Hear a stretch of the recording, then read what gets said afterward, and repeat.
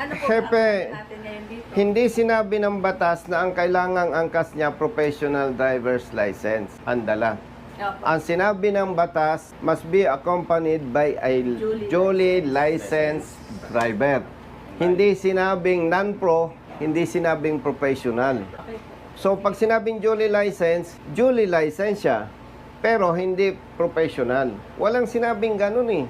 Okay. Alam mo bang mabigat? Kaya mula Cavite, pumunta ako dito. 1 year siyang masususpende base sa pagkaintindi po ninyo. Pinapaliwanag ko sa inyo na malaking perwisyo ito sa katulad niya.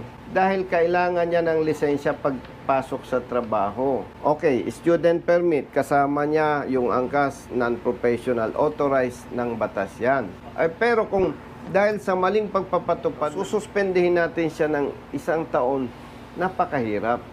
Okay lang sana